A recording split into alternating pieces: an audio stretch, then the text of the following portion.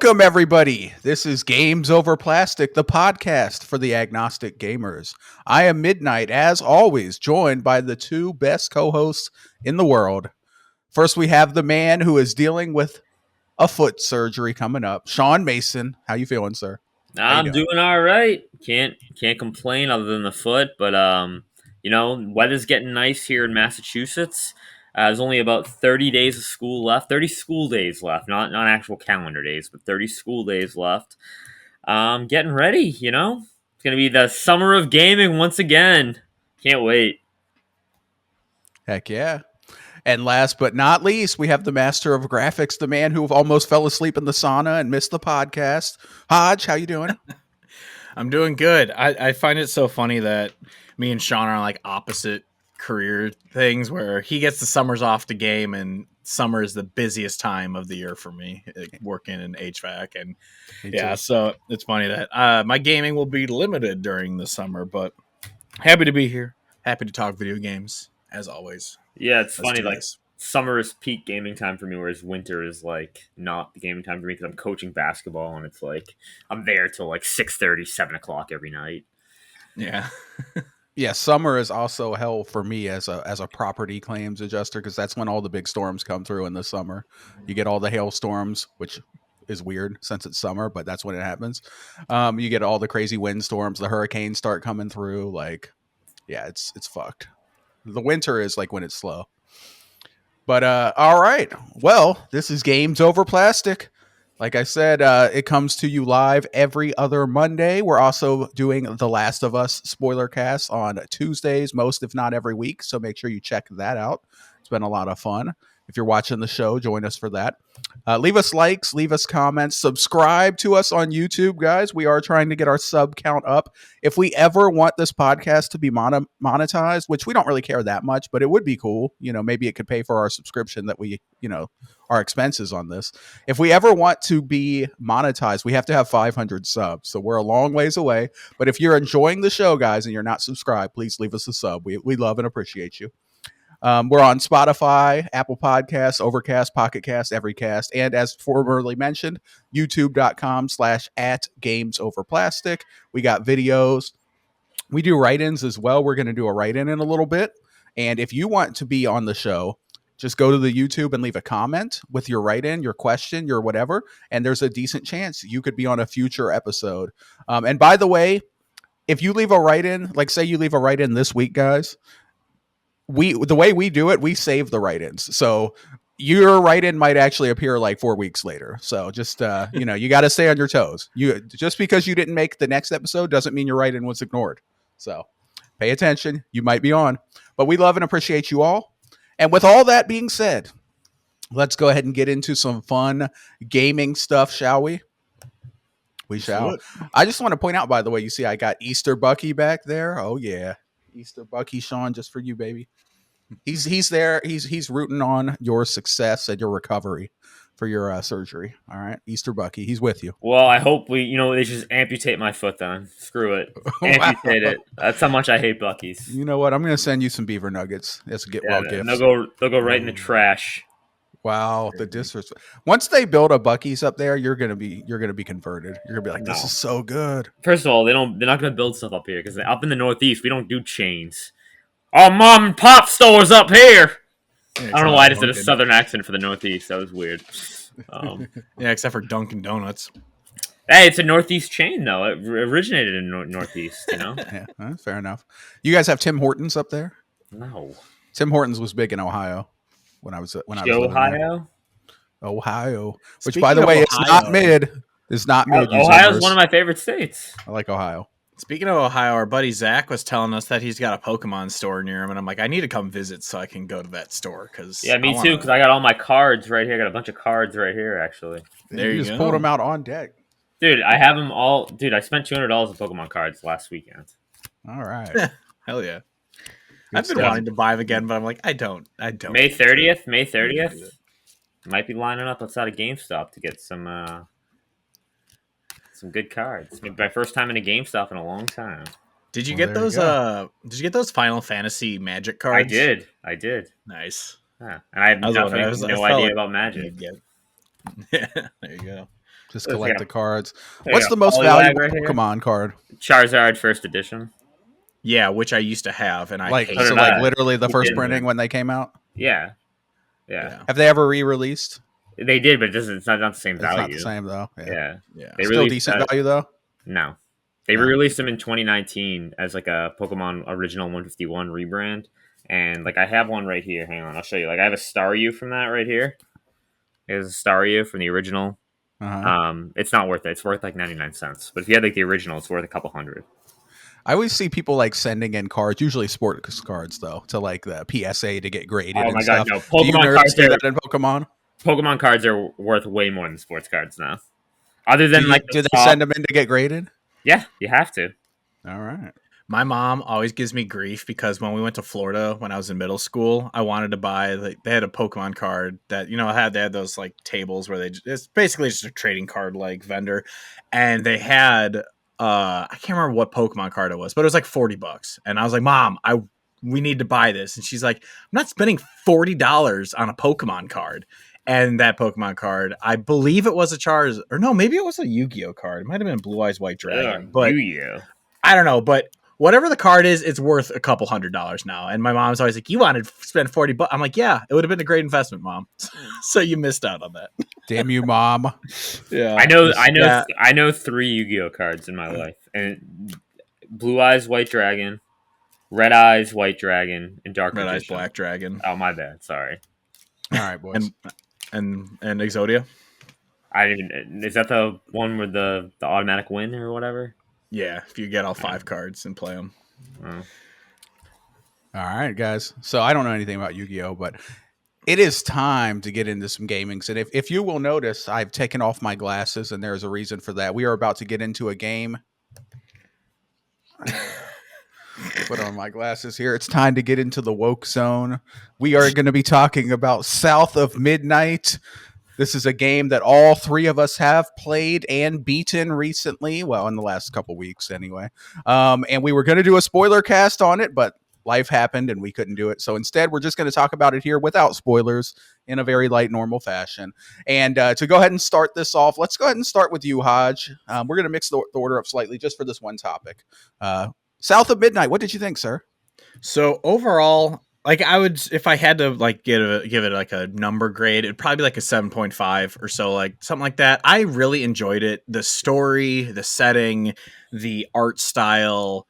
I loved all of it. The music, especially as someone who loves obviously country music, the blues and the jazz I loved all of that. It was amazing. I really enjoyed it for that. It was really, we'll get into it obviously more in depth, but obviously it was the gameplay, which is what held it back.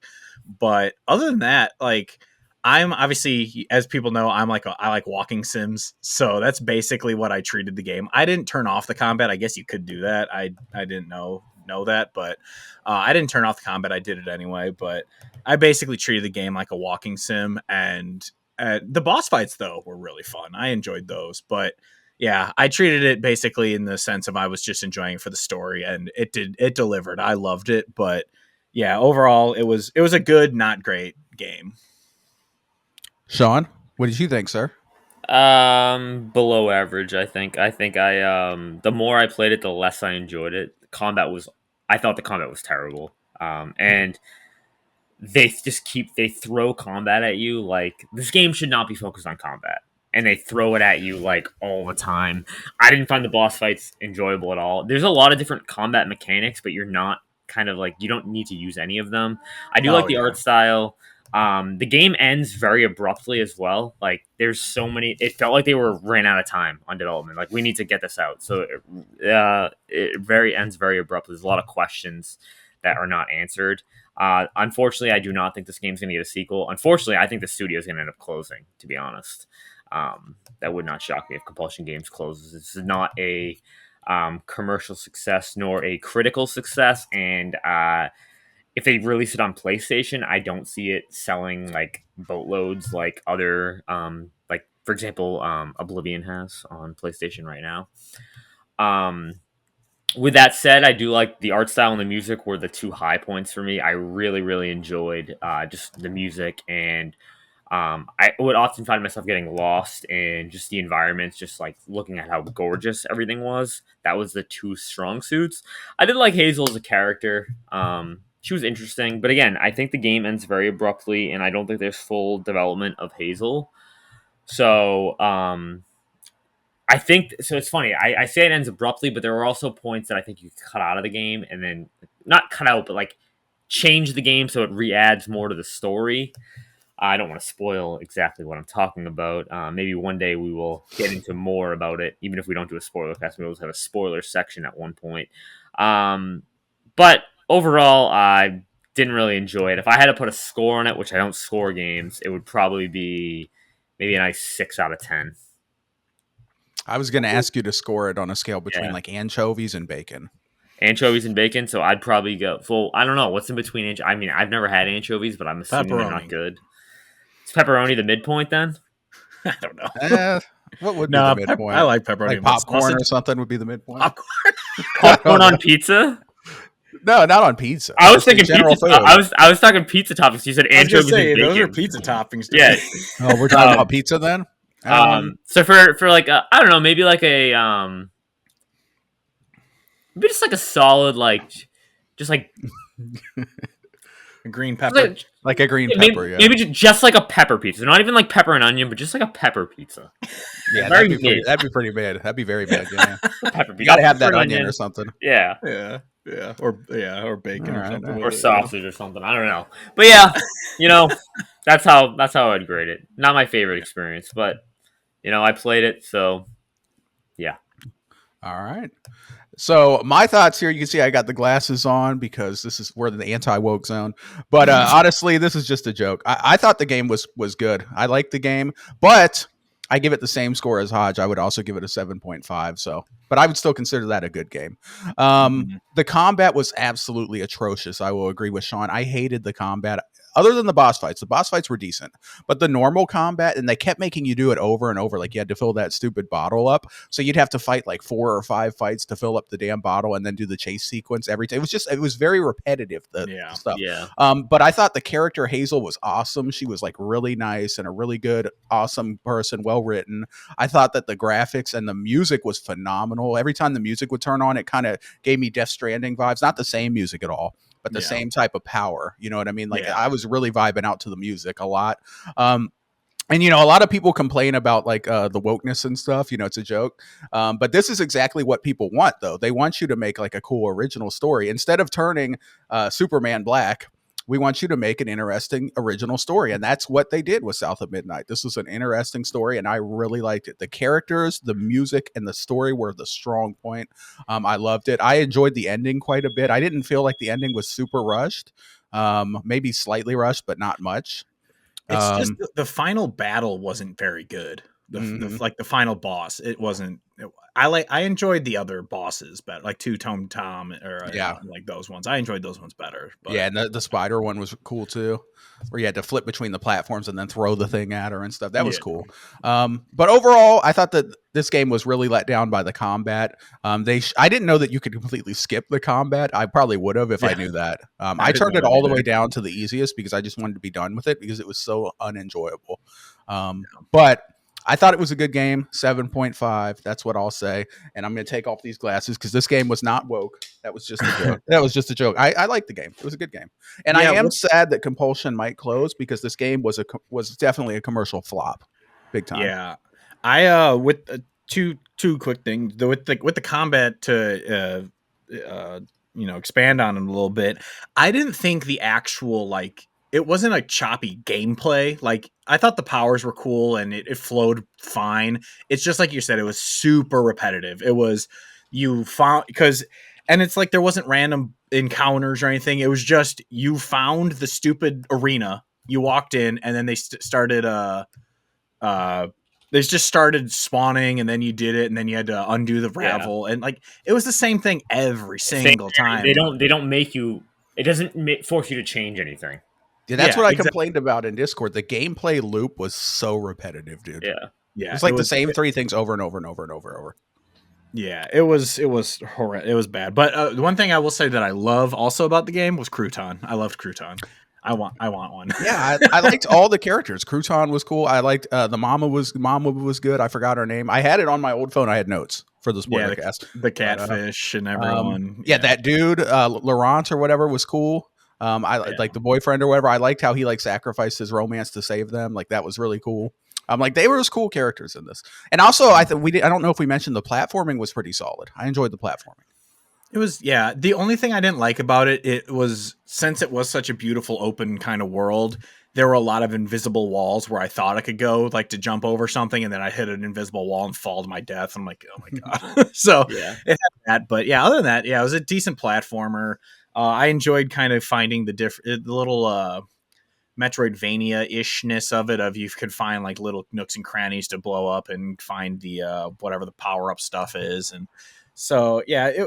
Overall, that's the thing, is it's going to be, of course, it's going to be used as console war fodder of, ooh, another Xbox game wasn't that good. But like in reality, it was an okay game. It wasn't horrible by any means, but it wasn't as good as Compulsion. I wish, because that's what I thought when they bought them. Because I'm not going to put this on my list for our topic today, but We Happy Few I was debating putting on it because I was so hyped for that game because of the vibes that game had too. Like Compulsion is the masters of vibes in their game, like in settings and tone. Like they're so good at it, but it fell short. So when Microsoft bought them, I'm like, oh, they got that Microsoft bag. They're going to have a bigger budget. They'll be able to basically take We Happy Few from an okay game to a great game in their next one. And it just came out basically on par with what We Happy Few was. And it bums me out. But yeah. Yeah, no, I also I like Bunny as a nice foil to Hazel. Yeah. She's a nice foil character. Yeah, she was cool. But Hodge, I definitely agree. I think this was, I think it was I definitely think it was rushed. I think they had a deadline. Like, we need to have this release. We can't delay it. And that was the problem. I think if they could have cooked on it a little bit longer, I think it would have been a little bit better. But like you said, it's not a terrible game. It's not a bad game by any points. To me, it was just an average game that the more I played it, the less I liked it. So if this ever did come to PlayStation, I would not replay it. Yeah, and I just looked it up just to double check. So I was like, We Happy Few came out in 2016. They had 9 years to make this game. How did it come out like that when it was 9 years ago? Was probably, I don't know if they started on it exactly then, but I would think they would have been working on it for a while and maybe like went to Microsoft and stuff like, this is what we've been working on. You know what I mean? yeah. I hate to say it, I just think that they're not that great of a studio. Like, because I thought We Happy Few sucked. I didn't like it at all. I thought the vibes and the setting was awesome, but then I was like, this sucks. Did you ever play Contrast? I did. Their other game, I didn't even know what it was. No, but I've heard it's decent. But it just sucks because it's like, I don't want the studio. Obviously, I don't ever want anyone to lose their job, but I don't want the studio to close. But it's like, can you keep them on as like consultants of story and setting or something? Because they're really good at that. They just need to bring in people for gameplay, because the gameplay just falls short. Because like I said, the setting of We Happy Few was awesome. It was very Bioshocky meets like, I don't know, 1984 kind of thing. And what's the Brave New World the one where they take the drug to be happy? I can't remember what it is, but that was We Happy Few. No, there was a book in high school where they took we read in high school where they took a drug to be happy. I can't remember what it was called. I have no idea what you're talking about. I didn't read it. I'm not sure. I don't remember. But anyway, it was that vibe, and then like the South of Midnight vibe was awesome. But yeah, their gameplay is just not good. Let them be a consultant on the next Fable game for the story. Yeah, there you go. Yeah, why not? Yeah, but yeah, they definitely. This is a game that I would recommend to some people if you're a Game Pass person, and if you don't mind turning off the combat. If you just want to enjoy the story, the music, the characters, and the vibe, I think you could enjoy this game. It was pretty short. If you turn off the combat, you could probably do it in like 5-6 hours. But anyway, I'm satisfied. Are we satisfied with South of Midnight, boys? Yeah, indeed. Let's keep it moving. All right. So, Sean, you are up first. We are getting into the What We Are Playing section. Sean, I see you got 2 games on here. Yep, I do. All right. So, my first game is called Deep Deep Nightmare. Now, this is a little indie game. So, Hodge, shout out to you. I don't know if Hodge, you ever heard of this game? No, but when you shared the trophy, the art looked familiar.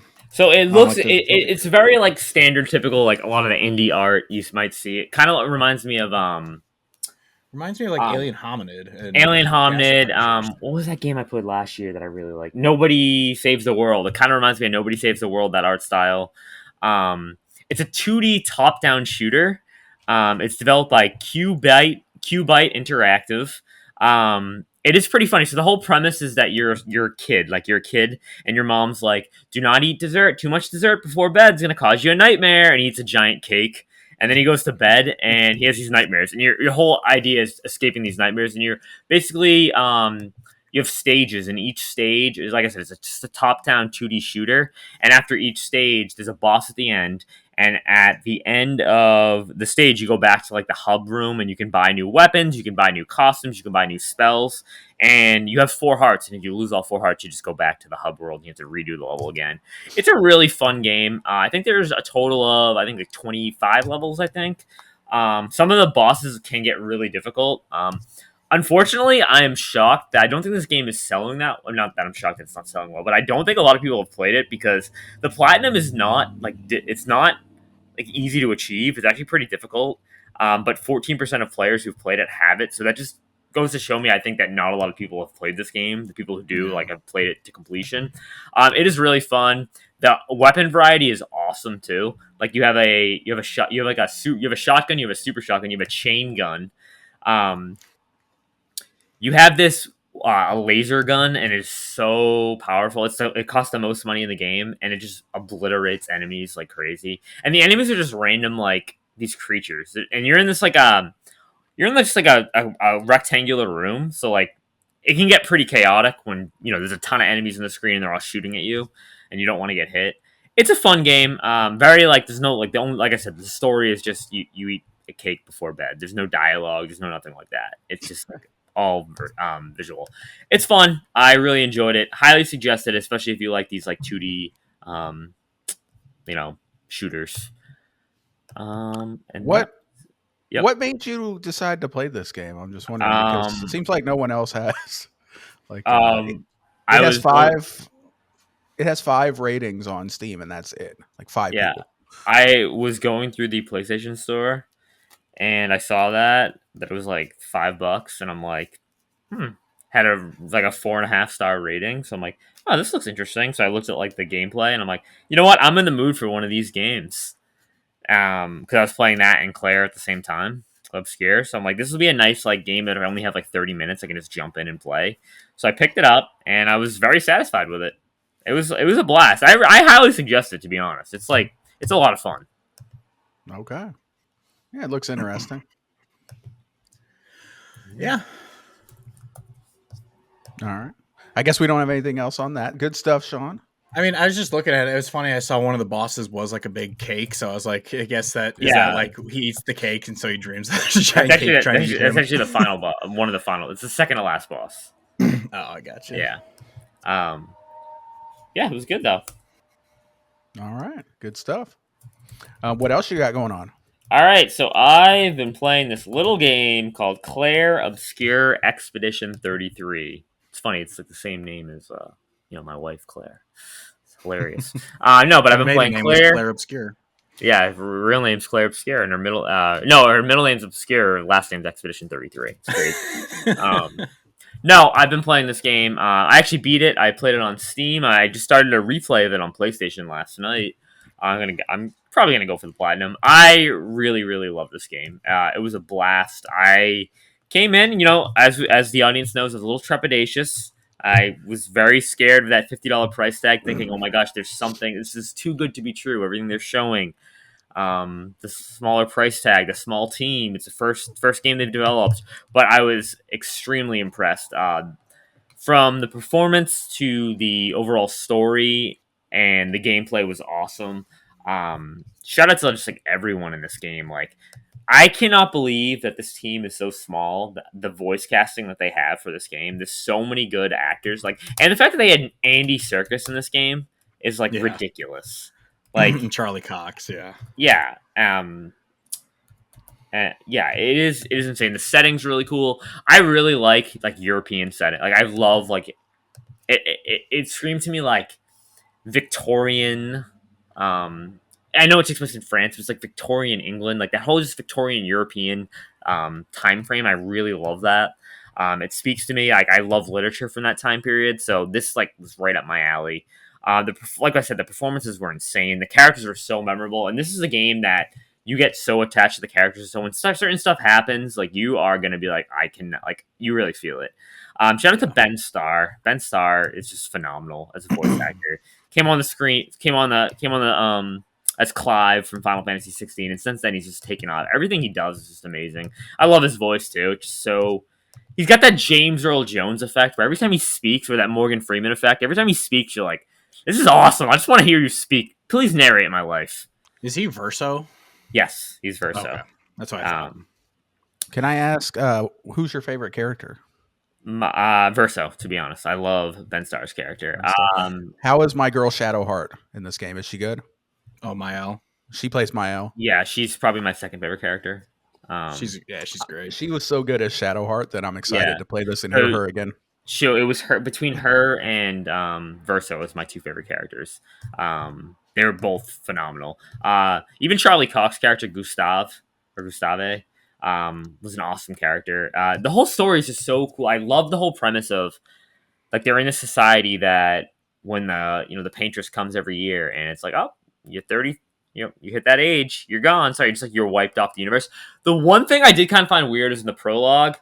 I mean, it's like 10 minutes into the game, but when that time comes where everyone kind of gets basically Thanos snapped out of the way, they don't all happen at once. It's like one by one, and of course, the person that you're in love with is like the last person to go. Yeah. I just think that was fun. It's just like fun. It's such a video game thing. It's just the emotional resonance of it, but it's a powerful prologue. I love it. Did you watched Locke play it, right? Midnight. I haven't seen anything of it. I'm on a blackout because Locke's stream when he was playing it. I mean, I hopped in just to say hi and show love, but I wasn't watching because I don't want spoilers because I am going to play this game very soon.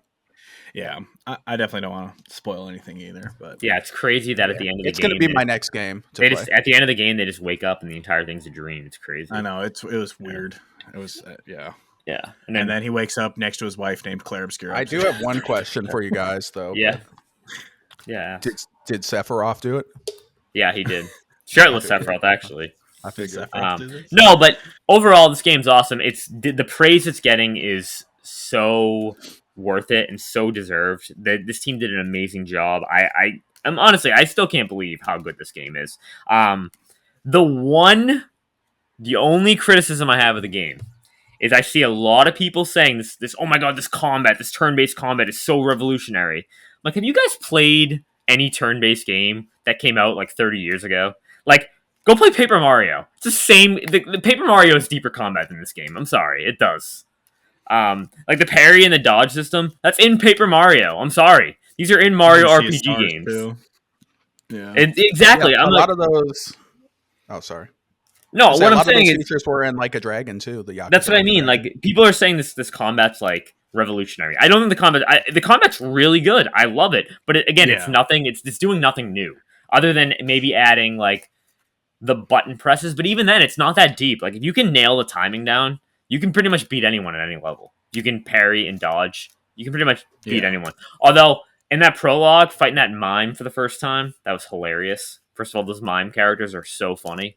And the music, oh my god, the music is so good. When I first booted up the game, I sat at like the title screen for probably like 5 to 10 minutes, and you're just sitting there listening to it, and like then you start hearing Clair Obscur. You start hearing like the name in it. And I'm like, whoa, this is crazy. But yeah, there are so many emotional moments in this game, and the music like fits along with that. I felt like I was watching like a John Williams score almost, like when he hits those emotional beats in movies so well.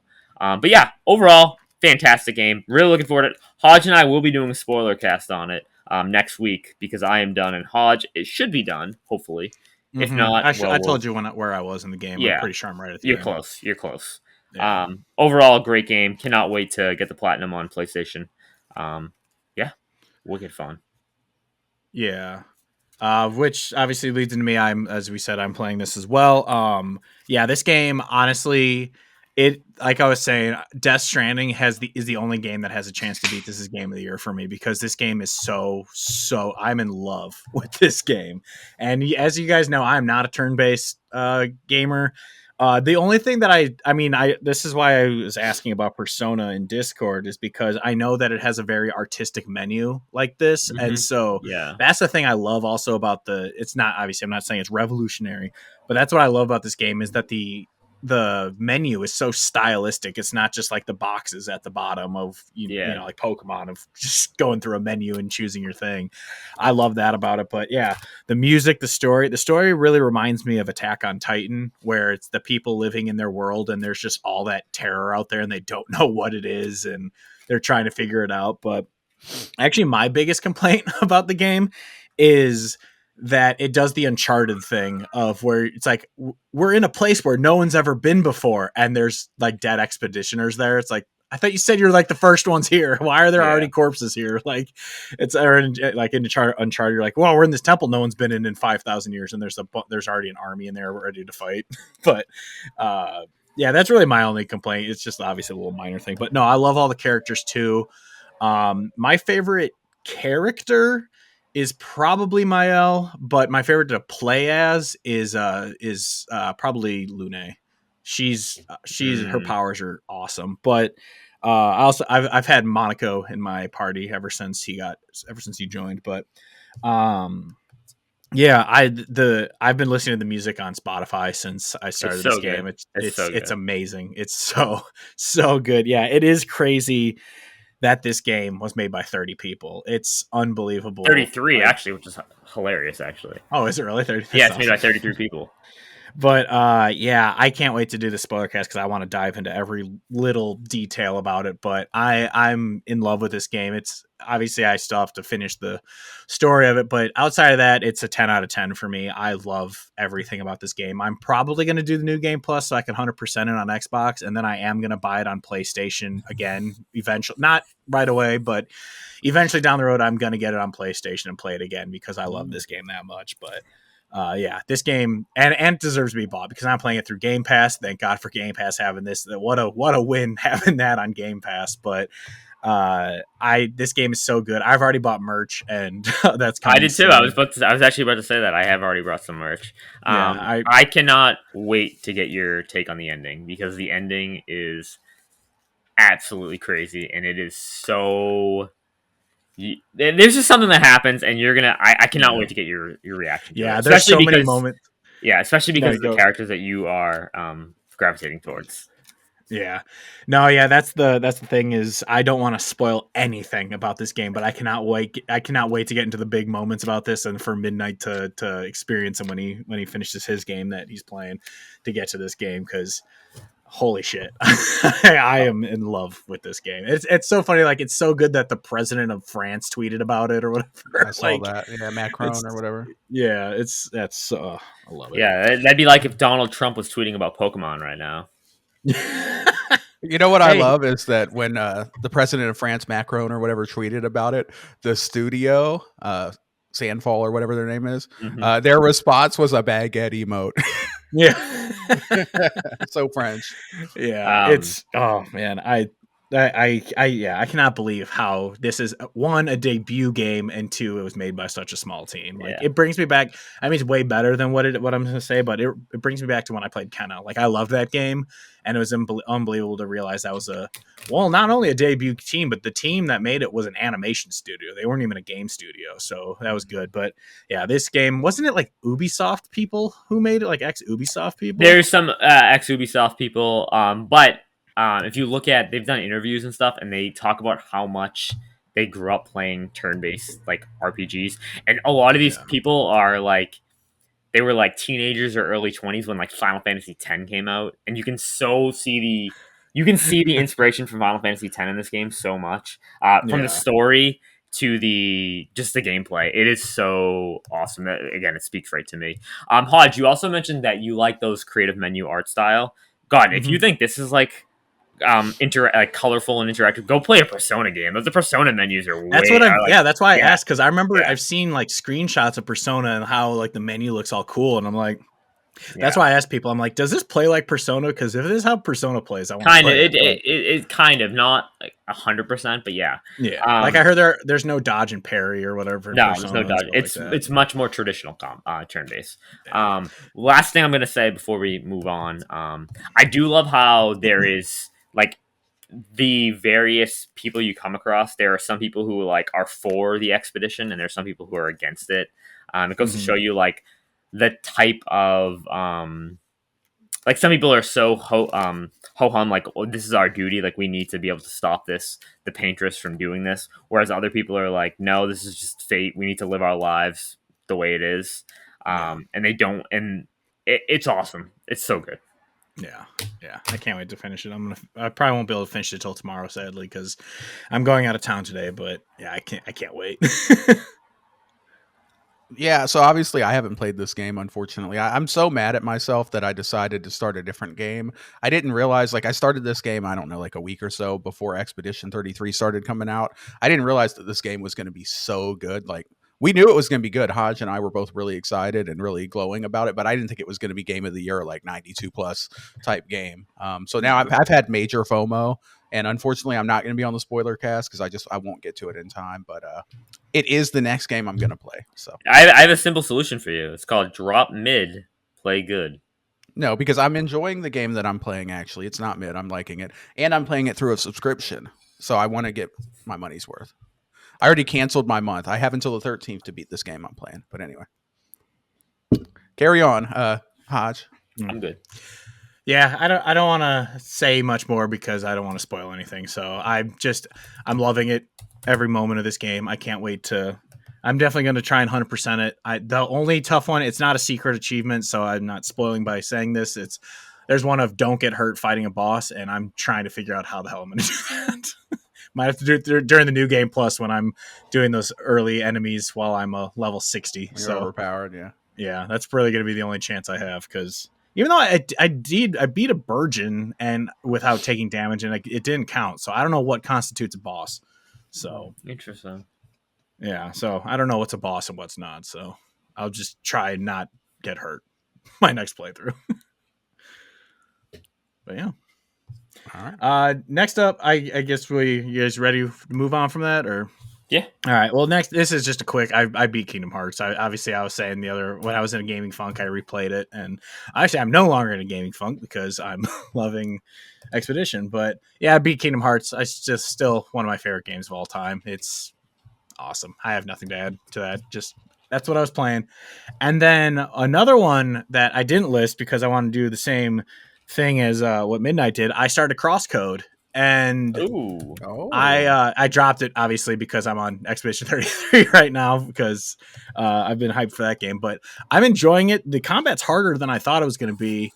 I didn't realize for some reason I thought it was turn based when you gave it to me, but it plays like basically like Legacy of Goku kind of that top down Game Boy Advance look, and yeah, I'm really enjoying it. The combat's a little hard for me, but I actually turned down the you can like rate how much they hurt you or whatever, how much percentage points, and so I put it at about half, but because I was walking through the forest and like I just attacked a rabbit to get some experience and they fucking murdered me. I'm like, what? It's just a rabbit, like.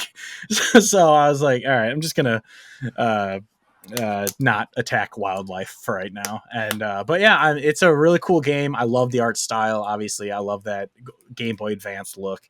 And I'm interested. It's one of those games, obviously, where you play a character with amnesia. You don't know who you are or why you are, and blah blah blah. But I'm enjoying learning about this character as she learns about herself and stuff. So it's a really cool game, and I'm excited to get back to it after I am done with Expedition 33, which has enveloped my entire life. So what do you think of the whole premise of like she's in like a video game world, but she's like not an actual person where everyone else is, and they don't realize it? They're like everyone else is like in there as their avatar, and she's just there, like that's her. So yeah, it's an interesting concept. I really enjoy that because you get there and like when you meet one of the characters, I forgot his name, but when you meet one of the characters, he's like, "How are you a level 4 already? You must be cheating." And it's like no, she's here.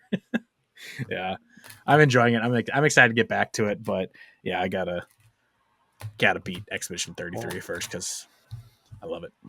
Well, that'll be good. That means once you play that, it'll be like we've all played our games that we were gifted. Yeah. Yeah, for sure. And then, but yeah, that's all I got to say. And obviously, I know Midnight has nothing to say about CrossCode. So, whatever. What are you playing, Midnight? We know what you're playing, but what are you playing? When you put another one, I thought you were going to talk about Oblivion, but maybe you didn't play enough to really have any real shit! bars I did. on that. I did forget to put that on Did you there. have I any only bars played for it. that?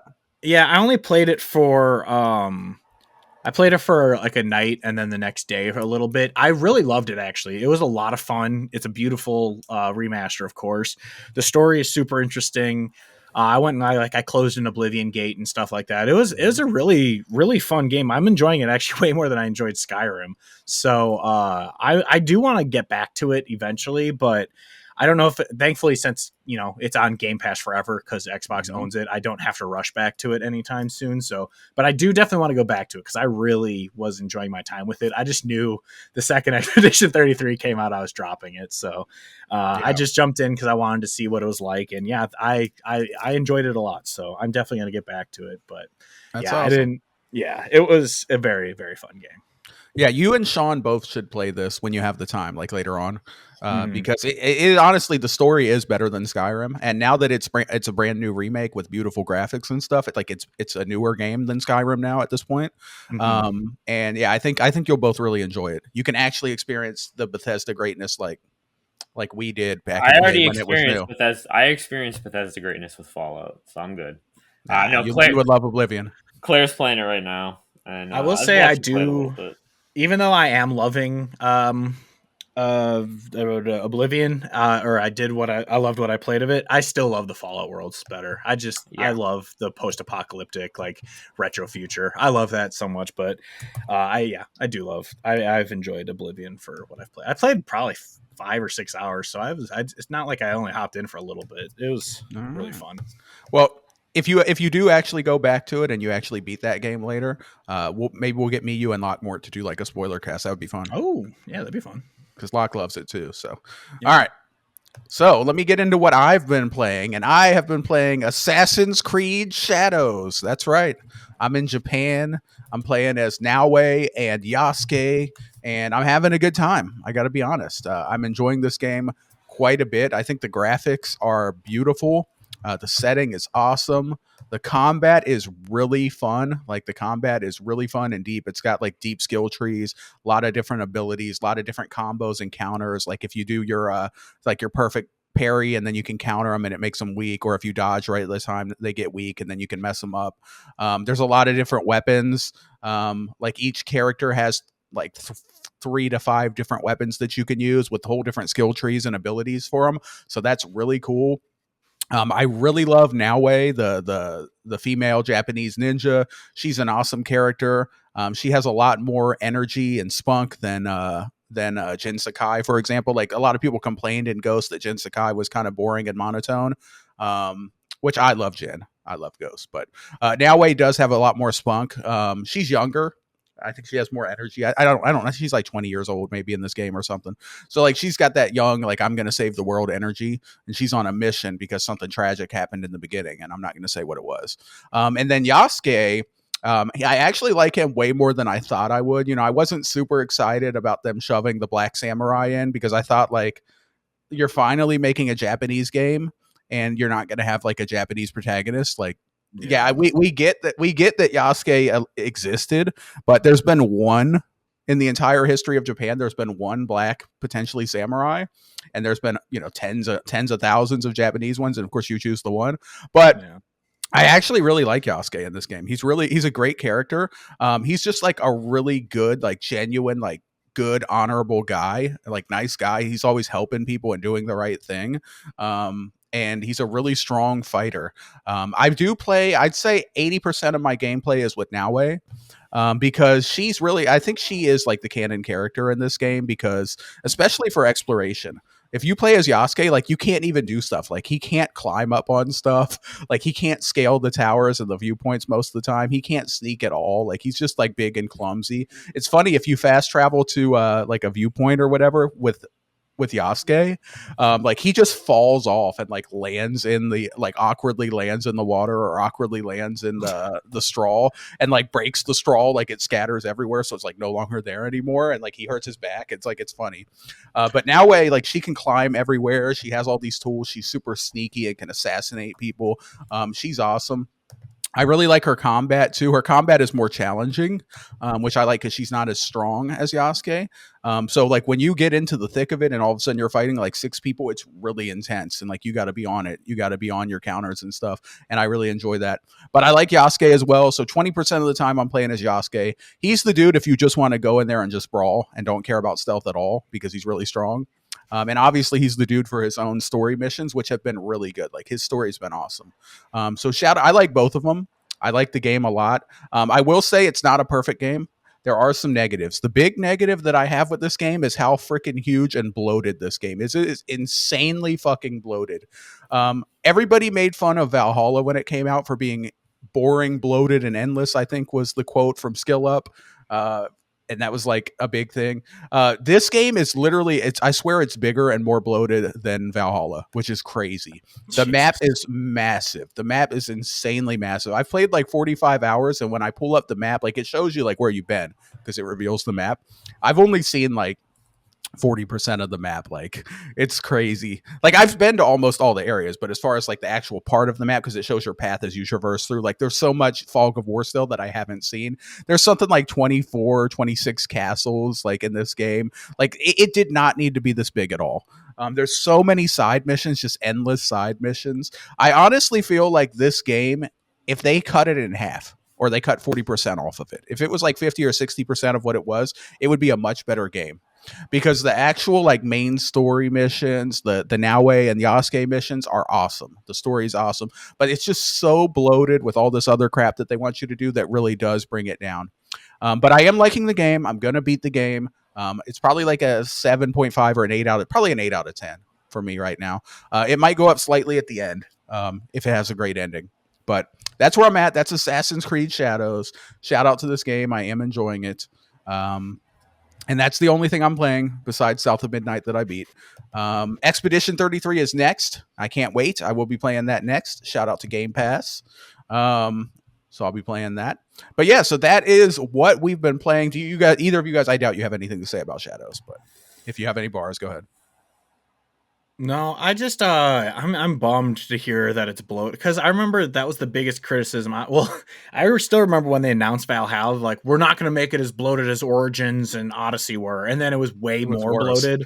And then so after that, they're like, all right, our next game's going to go back to the old school Assassin's Creed, and then so they came out with Mirage, and it was like super boring and like basic, and everyone's like, well, that sucked too. And so they're like, all right, let's get back to making it over bloated. Like, come on.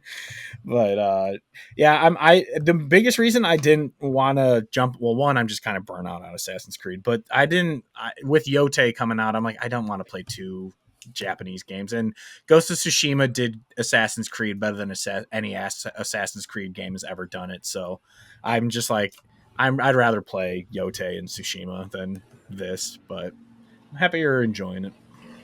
Yeah, dude. And not only that, but Japan is a super mountainous island, so there's tons of mountains in this. So not only is the map huge, but sometimes it's a little bit difficult to navigate because there's these big ass mountains that you have to get through and stuff. Yeah. But anyway, Sean, I don't think you have anything to say on this. Glad you're enjoying it, but definitely not my type of game, nor would I probably ever pick it up. All right. So that's what we're playing, boys. We are now going to get into our write-in. And as we like to do, Sean Mason, you want to take it away with our write-in, sir? I do. This write-in comes from our good friend, Broderick Fleming. Shout out to him. He actually called me the other day by mistake, which was actually really funny. I'm like, why is he calling me? This is so random. And then I answered, and it was just like, when you answer a phone call and they're not actually there. Yeah. It was funny. But he has a question that's very fitting for this topic of the episode. He goes, what's the worst game you guys 100%ed? In my many sleepless nights recently, I got the platinum for Suicide Squad, and I cried with my daughter for forcing myself to do it. That is funny. That is definitely not a great game, but I'm glad you trugged through and got that platinum for yourself. All right. So, Hodge, why don't you take it away? Why don't you tell us your... maybe the game that you 100% of that you think was like, why did I do this? Why am I doing this? with my You guys life? will never get. So there was one point a couple years ago. Let's see what year I did this. This was 2019, where I was looking through my backlog and I was like, I don't want to play any new games. I'm just going to play everything that's in my backlog and I'm going to play it alphabetically. So That exactly. is such a serial killer thing to do. Yeah, and I made it one game in, so that's how horrible an idea was. It But started with an A.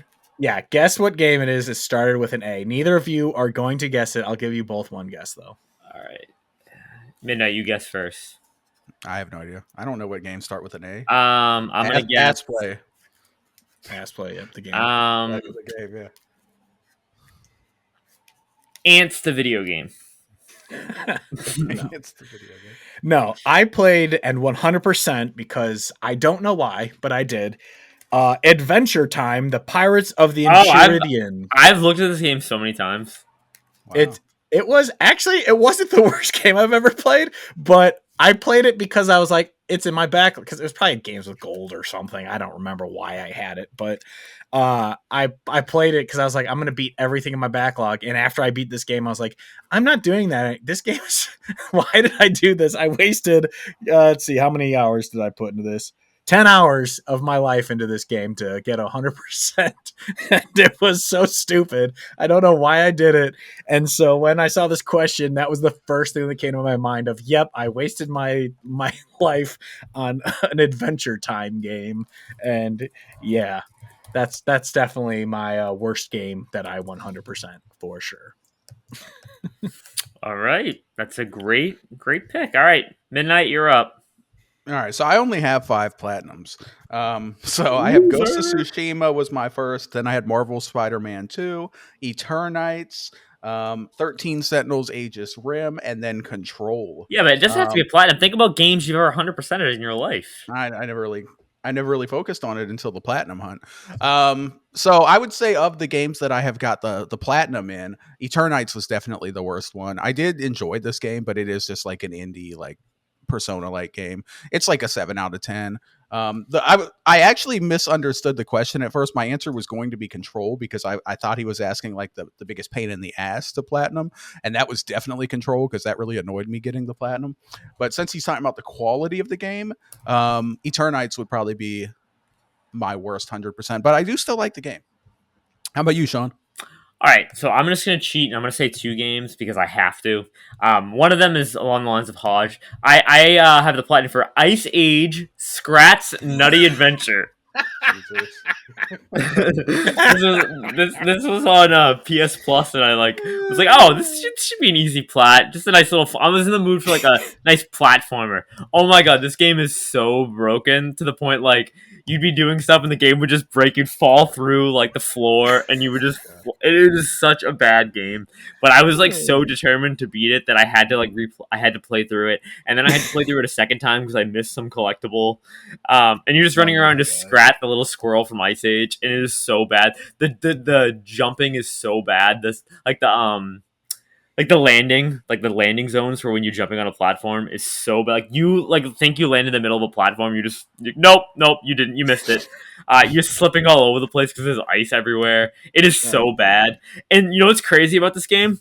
They re-released this for PS5 when PS5 came out, and it got its own, and there was no auto pop, and I contemplated going back and getting it. But yeah, it was originally a Google Stadia game too. Quality. Published by Outright Games. They're known for doing the Paw Patrol games. They did the Adventure Time game. Oh, did they? Yes.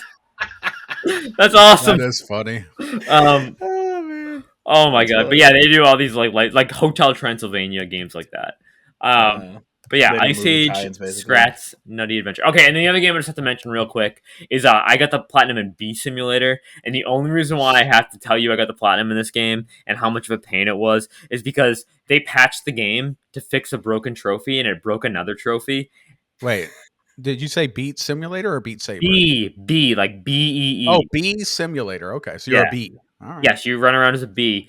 And the only reason why it was so bad is they patched the trophy to make it so that they patched the game so that you could get a trophy.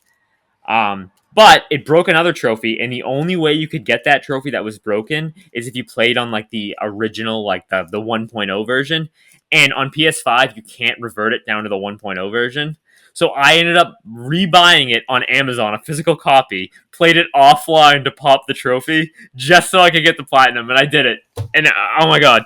And this game is very much like Scratch's Nutty Adventure. It's very broken. A lot of things you will do, and you'll be like, why didn't that pop? Or why am I flying through a tree? Overall, it's fun, though. You go around as a bee. But yeah, Scratch's Nutty Adventure is much worse. All right. Well, there you have it. Good stuff. Good stuff. Shout out. Thank you again, Broderick Fleming 90997. Our boy. Thank you for your write-in, your regular write-ins. And listeners, please, we want write-ins. So leave a comment in the YouTube section. Ask us questions, comments, and everything. And you may be on the show in the future. I gotta say, it's crazy that there were 90,996 Broderick Flemings before him. I know, wild. Very popular name, apparently. But with all that being said, it is time, boys, to jump into our main topic of discussion. Today's topic is going to be the most disappointing games. So these are the games that we were really excited for that turned out to be shit. We either played them or we just saw everybody saying how bad it was, and we were like, I'm not even going to bother playing it. So we're going to go ahead and get into that. Go ahead. Oh, I was going to say, I will say some of my games, they aren't like, well, actually, yeah, they aren't like complete shit, but I was disappointed by them in a kind of thing. That's fair. It was a letdown from what you expected. Yeah, exactly. That's fair enough. Some of mine are a little similar. So with that being said, we are going to go ahead and start with pick number 1, and the order is going to be Hodge, Midnight, Sean. So Hodge, why don't you take us away? So, take it away. Not you guys obviously don't have to do this, but I'm going to go by like my hype to disappointment level like ratio. I'm gonna go from like the least, like I wasn't super hyped, but I was the smallest gap to the largest gap. Exactly. So I'm gonna do that. And my first game, I'm the same. Yeah, my first game. I don't know if you guys even remember this game existed. It came out in 2008. It was a game called Dark Sector. If you look at the box art, you might remember it, but I remember, I think it was Game Informer. They had all these previews for this game, and I was so excited for it. And when it came out, it was one of those games that was just glitchy as shit. All the enemies were always T-posing and stuff like that. And I was looking at the reviews. It got like 7s, which I was surprised because I remember being busted as hell when it came out, to the point that I didn't even play it. I think I played like a demo for it, but it just wasn't. It was one of those games where it like promised all these really cool like powers and stuff, and I was like, "Oh, this looks awesome!" And then it came out, and it was just a kind of crappy. And so that's the first one I thought of when I thought of this topic. That was the first game that came to my mind was Dark Sector. Interesting. This game has a very positive 86% rating on Steam, so apparently people like it now. Maybe they patched it, because I remember go back and play it. Yeah, because I remember there was like T-poses and stuff like all the time. Like enemies were just busted, and yeah, it was not good. I'm looking at this studio that developed the game. They did the BioShock 2 multiplayer. Oh, really? Yeah. Crazy. I didn't even know that BioShock 2 had multiplayer. So. They also did Unreal Tournament 3 on console and Mac, and Unreal Tournament 2004. Interesting. I've never heard of this game. I probably came across it in a Game Informer back then, because I was like prime Game Informer for me. Yeah. You know what? I'm gonna go through my old Game Informer magazines. I have them organized by year, and I'm gonna look at these 2008 issues and try to find this game. Hell yeah. Let's see. Okay. Dark Sector. Wow. All right, so I'm up next here. Wait, I it suppose was the cover in what month? November 2000 and is that 5? 2006? 2005. November 2006. It was the cover story. I'm writing that down, and next episode I'm bringing that issue. Hell yeah! Wow. All right, are we satisfied on Dark Sector? Yeah. Yes. All right, so I'm up next with my pick here. And my pick here is going to be Starfield Shattered Space. Now, this is the expansion, not the actual game. So I enjoyed, of course, Starfield, the base game, right? But I thought it had some flaws. You know, the storytelling, the exploration wasn't quite up to par with the usual Bethesda. And I knew that they were working on the Shattered Space expansion, which was going to talk about the story of the frickin' I don't even remember their name, the Voom or whatever. I don't even remember. But it was going to tell the story of the other faction that we never got to experience. And I was so excited. I was like, they're going to nail it. This is going to be like single planet storytelling. Bethesda's back, baby. And then it came out and everybody shit on it. Everybody was like, this is horrible. Maddie Lock. Everybody, all the reviews were like, this is not good. This is not. So I didn't even play it. I didn't even bother playing it. I'm like, I'm not going to waste my time. Literally everybody hates this. Unfortunately, this was not the expansion that brought back the beloved classic BGS exploration and storytelling. So that's my pick number 1, Starfield Shattered Space. Will I play it one day? Probably. But it is not at all a priority. It's like number 69 on my list. Ew. And not a nice 69 either. A bad 69. So you guys have any thoughts on that? You remember I played this. Do you remember that, right? I did. You played Shattered Space? Yes, I did. Was I it played bad? Last year. Yes, it was bad. I didn't like It was bad. It was very broken. Oh, What was the faction called? I forgot their name. The Vern, something with a V. I can't remember their name either. Yeah, like That's that's Vern- how that's how forgettable it is. Yeah, that's how you know Vern it's not a good. Troyers? That's how you know it's not a good BGS game when you can't remember the faction's name. Exactly. It's like that. Like the girl. Like she was my favorite girl in the main story. That was her faction, but I just literally can't remember the name of the faction. I honestly couldn't remember it. Yeah, who cares? I did enjoy base Starfield, but it's definitely not up to par with obviously like the Elder Scrolls or the Fallout games that they've done before. So. Yeah, like I said before, really my only problem with Starfield was the loading screens for traveling through planets or between planets. That was really my only complaint, was you'd have to stop in certain galaxies to refuel, and I'm like, just let me fast travel to each planet. Like if I've been there before, you should be able to just fast travel to it. Like that was really my only complaint with that game. I really enjoyed it actually, but I never finished it because I fell off because I think I was studying for my exams in trade school, so I didn't get to finish it. Yeah, the excessive loading screens and the barrenness of a lot of the content. Like it just felt kind of empty. I mean, obviously it's space, it's going to be empty, but that just doesn't translate well to a game when you have such a huge world. It's just too much of it is empty. They should have narrowed their focus, but we know that. Sean, why don't you give us your pick, sir? All right, it's funny you say that because my number 1 is regular Starfield. That's my first pick. It's funny. No, I came in with very, very high expectations. As many people know, I love Fallout. Absolutely adore Fallout. It's one of my favorite franchises. Plus, I had played The Outer Worlds, which is one of my favorite games of all time. And The Outer Worlds is exactly the space game that we all desired out of Starfield. It was not barren. The Outer Worlds was not barren. I know it took place in space, but there's not a million. There are several planets to travel to. There are crazily populated. There are enemies all over the place. There's lore everywhere. And this is exactly what I wanted out of Starfield, and I didn't get that. Starfield felt rushed, which is crazy because they took forever to develop it. It was announced way too early. It is so unforgettable as a BGS game that I have a hard time remembering really any of the factions, like we had said. I have a hard time remembering any of the characters, the choices that I made. This is by far the second worst BGS game I've played.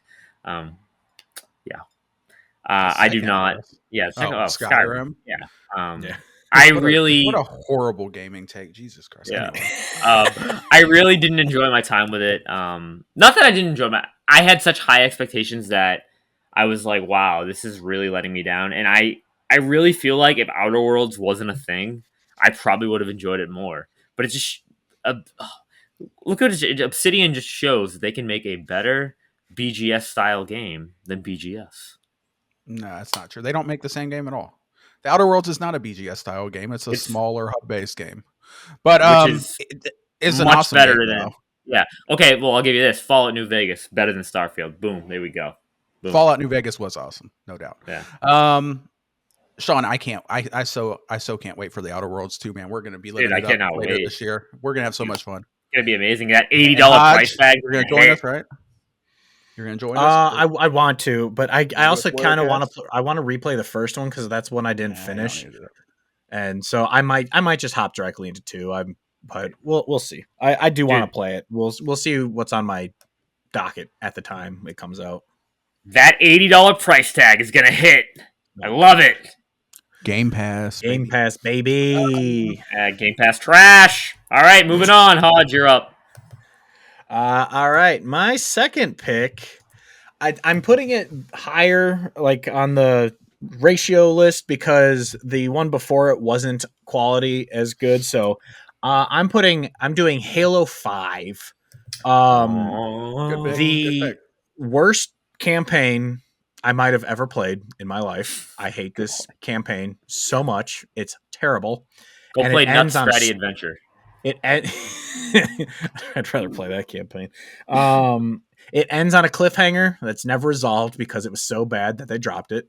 Uh, and it was just horrendous. I didn't even play the multiplayer because also the multiplayer they added like booster packs and shit like, and I was like, this isn't Halo. This isn't.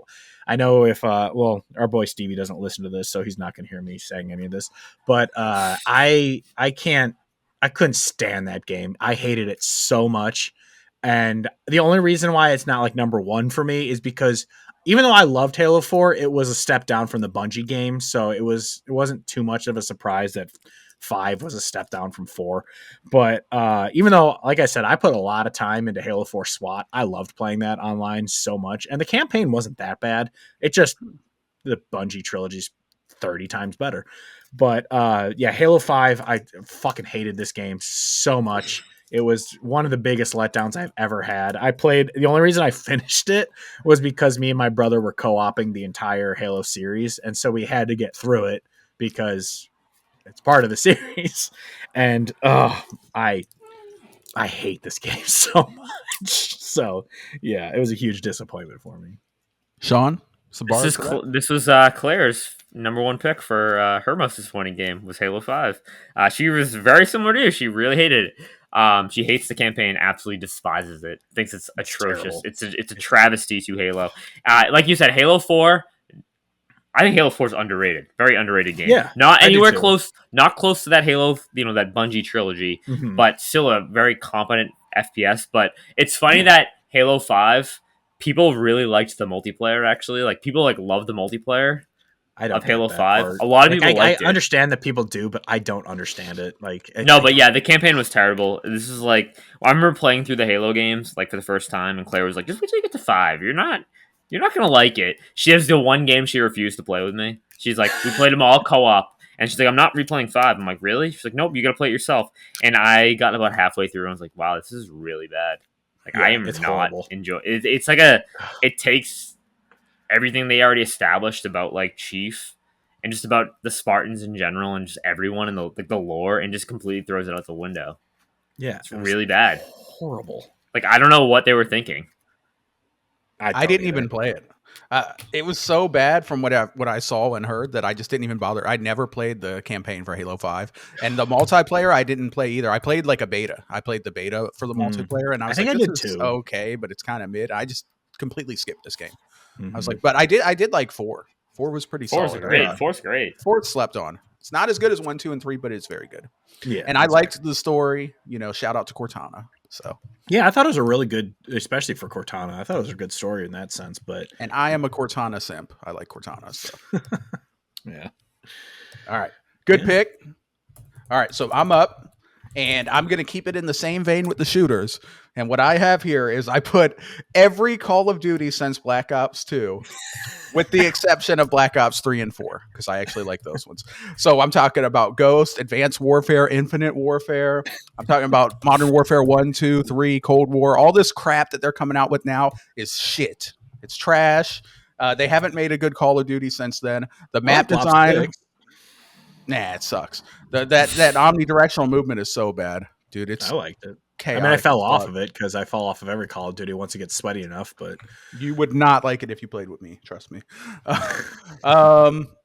I hate it, man. The skill-based matchmaking in the Call of Duty games ruins it. Every game is a fucking sweat fest. It's like you're playing for $1 million tournament, but you don't get any money. Instead, you just get suffering. You just get angry. It's horrible. Yeah. It's not fun. The map design is so bad. The chaotic ass maps, you can't see people. There's a million flank routes. You're just getting shot. There's a very famous, funny clip, at least in the Call of Duty community. And I think it was Modern Warfare 1 or something, where this dude's trying to cross the street. And he literally looks like 8 different places before crossing the street, and then he looks another time, and then he runs across the street and he gets sniped by a dude that was in a window that he couldn't see. Like, it's so crazy. Fuck Call of Duty. Call of Duty sucks now, but Black Ops 2 was awesome. 3 and 4 also I enjoyed. So that's my pick. Isn't 4 the multiplayer only game? Yeah, there was no campaign. It might be. I've never cared about campaign for COD. It was multiplayer and battle royale. That's when they introduced the Call of Duty Warzone Blackout stuff. they had. Yeah.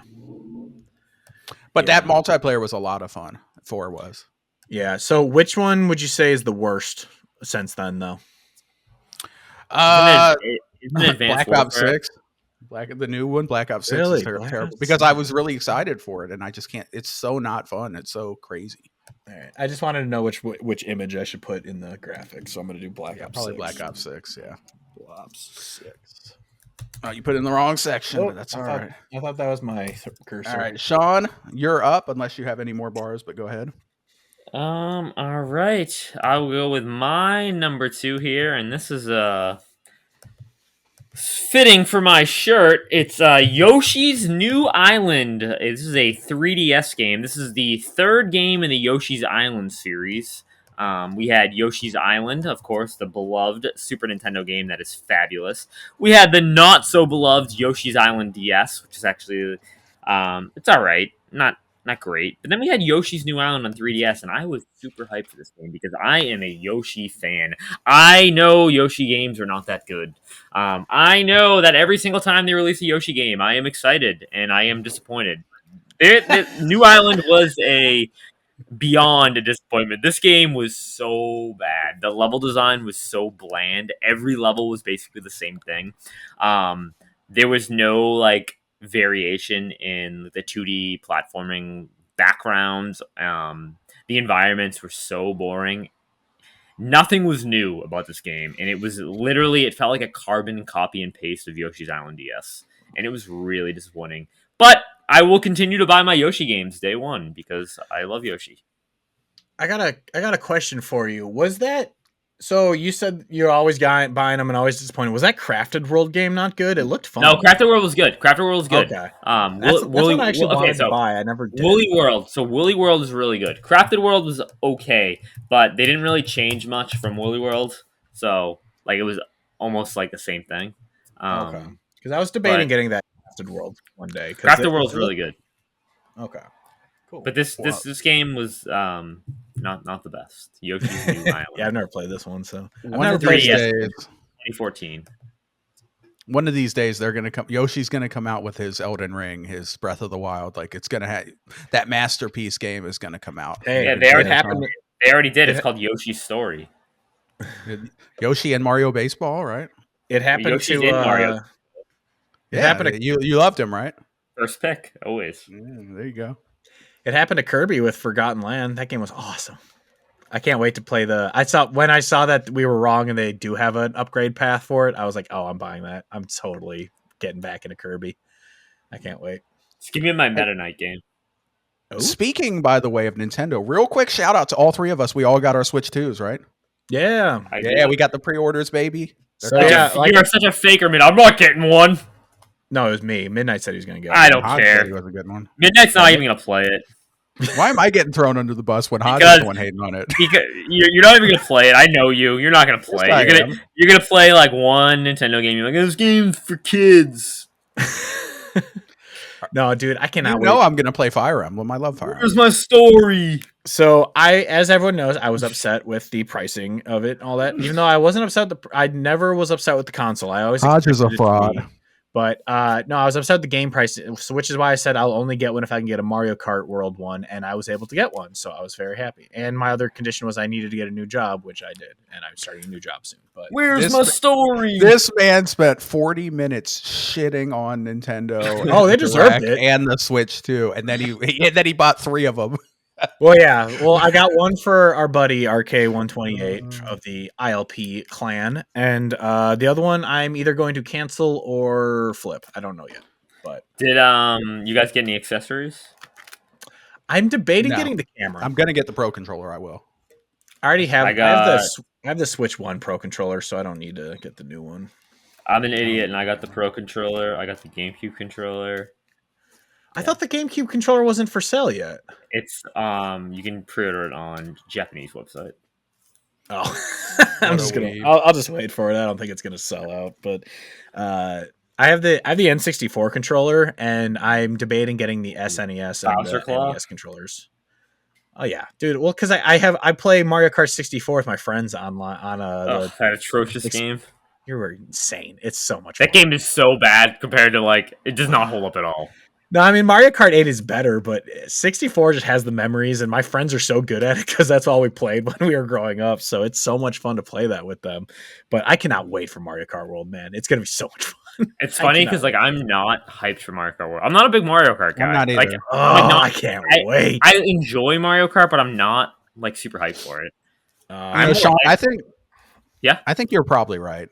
I think the only game that honestly I'm excited about from Nintendo is Fire Emblem. Like, I don't really care that much about Zelda. I don't care about. I've never played Smash Brothers. I think I should probably play that. I think you'd like Breath of the Wild and Tears. I haven't played Tears yet, but I think you'd like Breath of the Wild. I probably. I think it's an open you world would like. adventure game. So You know what I think you would like? I think you would like Animal Crossing. No. The real AC game. Oh, screw you could that. be like our friends in Discord who are like, I'm not 12. who are like, I can't wait to play Shut Cyberpunk on Switch. It's like, If I wanted to play Animal Crossing, I could just play Yakuza Infinite Wealth because they put that in there as a mini game. Apparently, Don't trash talk. We can all play Splatoon. We'll have a Splatoon night, okay? there we go. Splatoon, baby. That's right up your alley. Nice multiplayer shooter. I tried Splatoon. Now I'm gonna play Fire Emblem, no doubt. I'll probably play a little Pokemon. I will try some of these other games. I'll try the Zelda. I don't know. The Zelda. But yeah, it probably won't get used that much. Sean is right, but I'll use it a bit. No, I'm I mean, excited. mine I'm doesn't excited. either, so. I'm excited for you guys. Yeah. All right. So that was a fun sidebar. Let's get back to it. Yeah. Unless you guys have more, but Hodge, you were up next. Next up was a game I was hyped for a long time, ever since it was shown. As everyone knows, I love me some indie games. So I was very hyped when this one was announced at one of the Xbox showcases, and it came out and it was glitched, and my save got corrupted, and that is The Last Case of Benedict Fox. Ooh. I was so hyped for this game because the setting is like this dark gothic look, and it's like a murder mystery. I don't know. It was just a really cool concept, and it was a fun game while I was playing it. But then one day I go to turn it off to go to bed. Next day I turn it on, and I'm back at the beginning of the game, and I don't have a save file anymore. And I was so angry that I just turned it off and never played it again. But when I was looking through all my games earlier, like trying to think of other ones that I wanted to put on this list, I saw it said Last Case of Benedict Fox, like definitive edition. So I wonder if it got fixed, and maybe one day I'll hop into it again. But I was so pissed off that I put like, I don't know, it's probably like 6-8 hours into it. But the fact that it all got wiped out, I was so angry that I'm like, fuck this game. And I just walked away from it. So I was so hyped for it, and it ended up, I don't think it rated that well. I think it was better. Like the gameplay was better than how it rated, but, or reviewed, but that glitch just ruined the game for me. And I was like, I'm done. I'm not playing this anymore. So that really made me a sad boy. But yeah. All right. I never played that, so I got nothing to say. Sean, you have anything on that before we move on? No, art style looks cool, but I never played it. Yeah. All right. So my third pick, this is going to be a game from my beloved BioWare, and it's not going to be the Veilguard, although I considered it because the Veilguard was a letdown as well, but for different reasons. I still liked it, but you know, we're not going to get into it. Stupid trans bullshit. No. Mass Effect Andromeda. Mass Effect Andromeda is my pick here because this game came out and it was pretty mid for a Mass Effect game. If this game had come out from like Random Studio Z, I would have been like, oh, this is pretty awesome, man. This is like a kind of like a slightly mid watered down Mass Effect, but it's pretty good. Like I like it. But unfortunately, this came out from BioWare and it was a Mass Effect game. And it was slightly mid and watered down. And it also didn't help that it came out like kind of in a mess, like with the lazy eyes and the buggy faces and stuff. That didn't help either. I do think this actually is a good game. If you actually go back and play it now, like with the proper expectations that you're not getting a masterpiece like the first three, it is a fun game. The combat's fun. I think the story is pretty decent. The characters are decent. It was just kind of mid. Like they only introduced like 2 aliens. You're in a whole freaking Andromeda galaxy, and there's 2 aliens. There's one good and one bad, and that's it. And it's just, I don't know. It was just kind of mid. Like it's like a very 7.8 out of 10 ass game. It's not Mass Effect. Mass Effect 1, 2, and 3 are masterpiece games. All 3 of them are. Mass Effect 3 is my favorite game of all time, basically. This was not that. This was not that. So yeah, that's my pick 3. Any thoughts on this, boys? Clancy Brown's in this game. I don't even know who that is. Mr. Krabs. Mr. Krabs. Yeah. Mr. Krabs. He's also in. I couldn't tell you. I'll tell you in a second. He plays Alec Ryder. Oh, okay. Isn't that the main character? I think. I don't know. He's also in Or Detroit Star Become Human, and he's in Sly, and he's in He's in a lot of games. Holy crap! Wow. Yeah, he's a good voice actor. Yeah. Well, there you go. Yeah, no, I never played Mass Effect until a couple years ago. I finally played the first one. Loved it, by the way. But Awesome. I fell off Mass Effect 2 because I think that's right around something else came out or I started school. I don't remember what it was, but I wasn't able to finish 2 and 3. But I do want to go back to them eventually. But yeah, I do remember all the Mass Effect fans being very upset that this game did not live up to what that original trilogy did. So I definitely understand you having that on your list, especially you, the diehard Mass Effect fan. So, yeah, good game, but not a good Mass Effect at all. Yeah, like I said, if this literally was another studio, it would probably be like one of my sleeper beloved games. But this was not a Mass Effect level game at all. So, yeah. All right, Sean, take it away, sir. All right, my number 3 is another Nintendo game, unfortunately, and this is Mario Sports Superstars. This is a 3DS game that came out about 2 weeks after Switch came out. And this is a Mario game that for 3DS that consists of 5 different sports games. It has football or soccer, baseball, tennis, golf, and horse racing. And these are incredibly watered down versions of these sports games. We had our great Mario baseball games. We had our even great Mario tennis, our Mario golf, and our Mario soccer games. Never had horse racing before, but I'm sure if Nintendo made a standalone Mario horse racing game, it would be great. But when you put all 5 of them into one package for the 3DS and say, hey, we're going to release this after the Switch comes out, oh my gosh, it was so bad. It was like trying to play like MLB like 2K11 on a DS. It was so bad. The animations were so slow. I swear to God, this game ran at like 15 frames per second. The baseball was so boring. The soccer was so boring. There's like no power-ups in it. There's nothing that screams like, oh my gosh, this is a Mario game. And there's also nothing that makes it stand out like a good sports game. This is a travesty to all the sports games. And I wanted this to do so well because we all know how much I love my Mario baseball and my Mario golf and my Mario tennis. But nope, this game was awful and the horse racing was awful too. So bad. This was like, honestly, I got this day one and I'm like, wow, this might kill all Mario sports games. So bad. Jeez. Yeah, I never I have a 3DS and it's right there. But I never played this one. My favorite's Ocarina of Time 3D, but the only Mario game I really played on 3DS was Mario Kart 7, which I really love. Great game. Good game. Yeah. Me and my cousin, we both have 3DSs and we used to play it online together. We thought that was so cool being able to play a handheld game online. But yeah, I really loved that. But yeah, sucks that I feel like Mario sports games are like not like title Mario Sports, but like Mario sports games in general. Like I feel like they're either really good or just not good at all. They're either like fantastic. Like the golf game on GameCube was awesome. The tennis game on GameCube was awesome, but then like you had the golf game on on Switch, which was like I guess it was horrendous. Yeah, I heard that. I remember hearing the that. The tennis game was like so bad. Yeah, I don't know. Very hit or miss. Yeah. Okay. Yeah, good stuff. Yeah, I feel like that game probably was just like they're like, listen, development's running on, just ship the damn thing. Nobody's gonna care. The Switch is out. Just put it out and let's move on. Probably. Yeah. Yeah.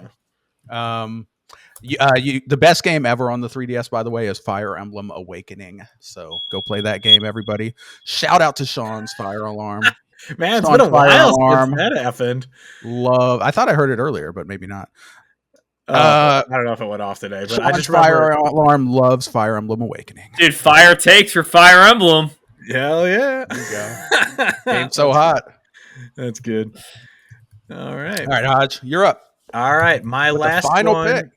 So this wasn't a bad game, but it was by far my biggest disappointment because this game was announced. Let me see how many years it was. Jesus.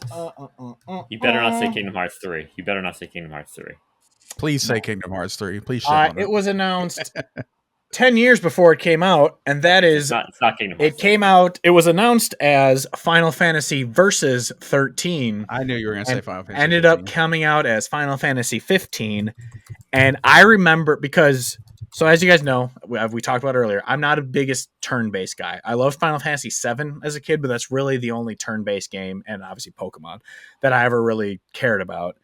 And so when they announced, hey, we're coming out with a Final Fantasy game that has the Kingdom Hearts gameplay style, I was like, what? An action-adventure RPG Final Fantasy? I am all in. So I was hyped for this game for literally a decade.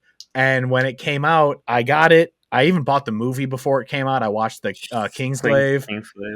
And I was like, oh, this looks, it's an interesting setup to the story. So I guess we'll see, what happens or whatever. But I get the game and all I'm doing is cooking food and driving around in a car with my friends. And I'm like, this game is fucking terrible. And I turned it off and I played, I don't know, probably 4 or 5 hours of it. And I'm like, was it hold X to attack? And I'm just like, this is not good. And I was so upset. I even played the demo and I was like, okay, it looks pretty fun. It might be fun. This demo's not bad. And then the game came out and I was just like, wow, waited 10 years for this, eh? Awesome. And I understand there's some people who like Final Fantasy 15. I'm not one of them. And so after a decade of hype of wanting Versus 13 and then it being renamed to 15, I was super excited for this game, and it came out and it completely did not match what I wanted it to be. So I will say that is probably my biggest disappointment. So, Hodge, do I have a game for you then? If you want a Final Fantasy game with Kingdom Hearts combat, go play Final Fantasy 16. You will freaking love this game. I think you'll actually, you know what, now that I think of it, you will love Final Fantasy 16. No, probably. It's actually one I've been wanting to play. Well, you will freaking love it. I don't know about that. I felt I played the demo and I actually really enjoyed it, but I can't remember what Joshua. I don't remember why I didn't play it when it came out, but there was some reason I didn't play it. So freaking good. And I don't know. I think you'll love it. Hodge is kind of quick to drop games is one thing I've noticed, and I feel like Final Fantasy 16 is a game that gets better the deeper you go. The combat kind of sucks in the beginning and then gets better when you get more abilities. He likes Kingdom Hearts. I think he'll like it. Like I said, I played the demo and I liked it. Joshua. So I am quick to drop games because if I'm not enjoying it, I'm not going to waste my time. But I don't have much time to game anymore. So when I want to play games I enjoy. But no, I have been interested in 16. I've just never gotten around to it, and I do want to get to it eventually. Who knows? Maybe it'll be a PlayStation Plus game eventually. But I do want to play it. I'll get to it eventually. It looks awesome. So. But yeah, no, 15 was a colossal letdown for me, though. I like 15. It's not my favorite Final Fantasy. It's not in the top half of my Final Fantasy games, but it definitely disappointed me in terms of my hype level, but I still enjoyed it. Yeah. Yeah, it's only because this is like the game I think about where it was literally like a decade of me just waiting for this game to come out. I was so excited for it. Just a Final Fantasy game with Kingdom Hearts gameplay. Like, oh my God, like, that was my favorite thing, is that Kingdom Hearts wasn't a turn-based game. It was just an action-adventure RPG, and it was so much fun. And so I wanted that in a Final Fantasy game, and then I got this. So I'm telling you, Final Fantasy 16. Yeah, I'll get to it eventually. for sure. Yeah, I mean, I also do strongly recommend Final Fantasy 16. I loved it. Final Fantasy 16 was my game of the year it came out, What was along the with other one? Starfield. Actually, like I enjoyed Starfield, but was also let down by it. But anyway, all right. We good? Moving on. I didn't play Final Fantasy 15, by the way. I've seen it so many times on every subscription service. It's been in Game Pass. It's been in PS Plus. Like it's free. I could play it, but I'm like, I'm good. It's funny every Okay, time right. it's like a Black Friday sale or whatever. It'll be like the Xbox or the Final Fantasy 15 Complete Edition, $4.99. It's just like, damn, they really want you to buy this game. It's like, nah, I'm good. Thanks though. Yeah. All right, my number one pick, or really number four, but my most anticipated that disappointed me game is one that I know you guys will have nothing to say about because you don't care and you didn't play this back then. But I've talked about this many times before. There was a game that I loved so much, Dark Age of Camelot, awesome MMORPG, so good, from Mythic Entertainment, one of the biggest MMOs ever made. It's actually still ongoing somehow. I don't know how. It's still ongoing. There are still people playing it. Their follow-up game, they were purchased by EA. They were put on the Warhammer IP. Warhammer obviously is huge, right? And they were going to make this game. They did make this game called Warhammer Online is the name of the game. Sean, if you want to write it down.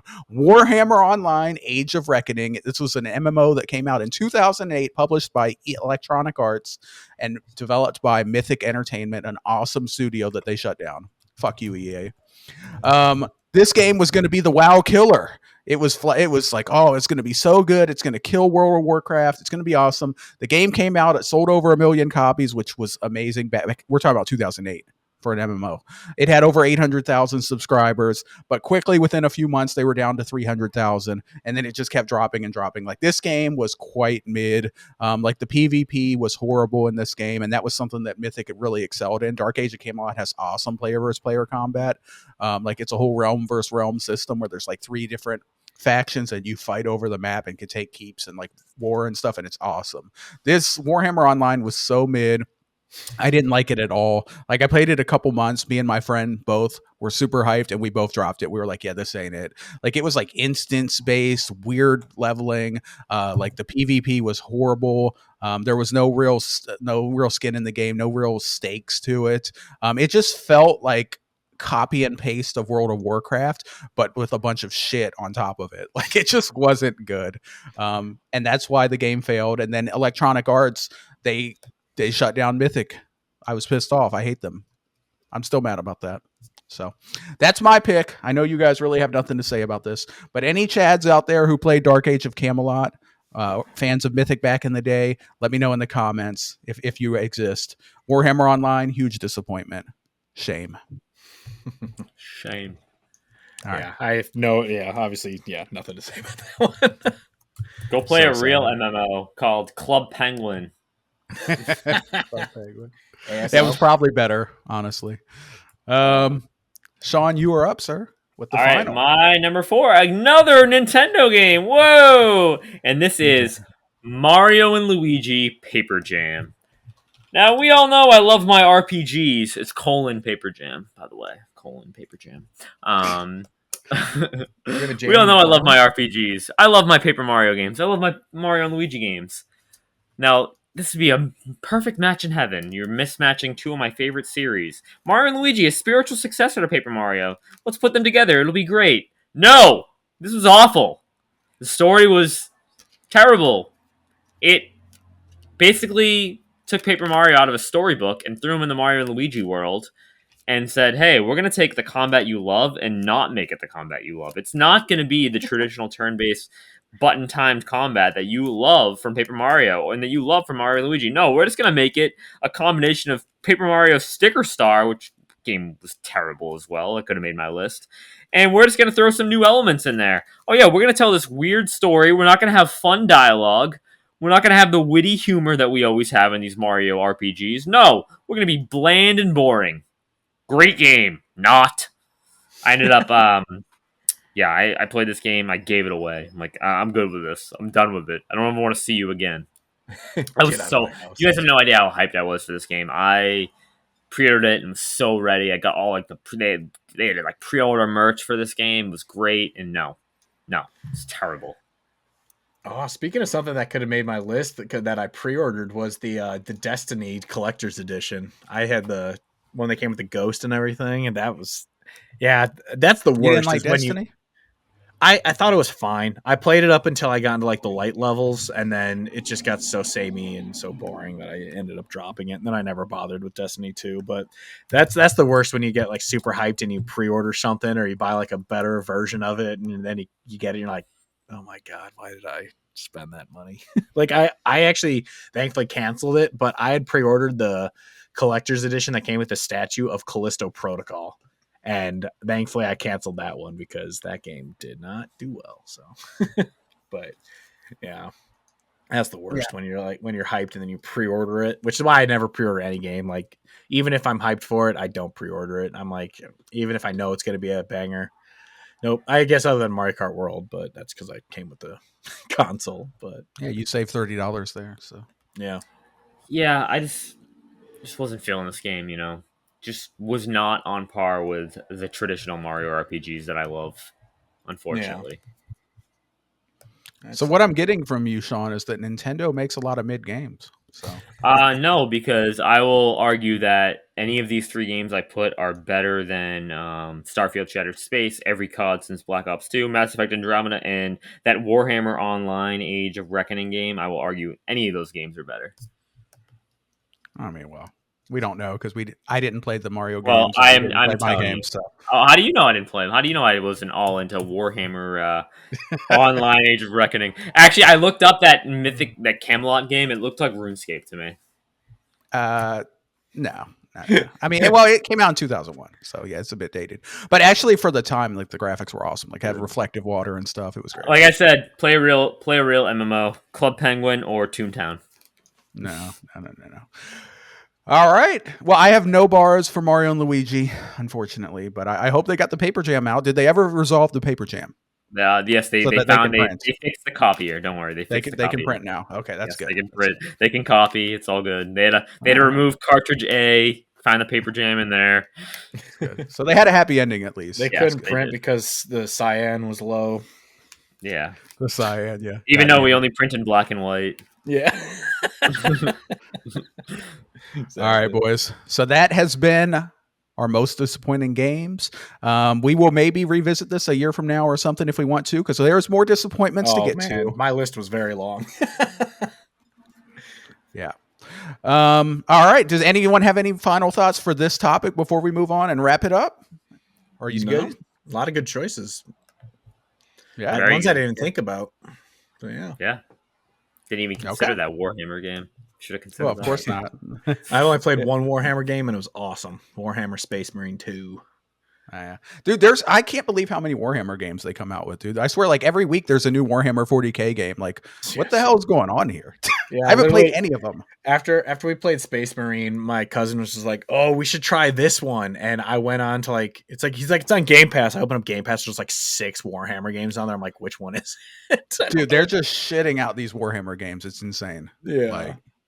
Like I've never seen a franchise get so many games. The only one that I'm interested in playing is I forget the title. So move on. This is what the were you say, Sean? The best Warhammer game is Warhammer Milk Tank.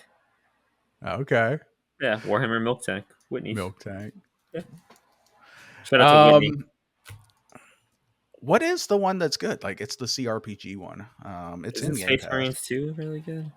Warhammer CRPG. If you're talking about slacking, I got a good Pokemon. Rogue Trader. That's kind of like a Baldur's Gate 3 type of game, kind of. All right. Well, that does it for us, guys. This has been episode 33 of Games Over Plastic. It's been a really good episode. I had a lot of fun. Let's go around the horn and do our final thoughts, shall we? Let's go ahead and start it off with you, Yoshi. Sean, what's your final thoughts? Anything? My final thoughts are, these were some, we were really hyped for these games. Unfortunately, they did not come to fruition.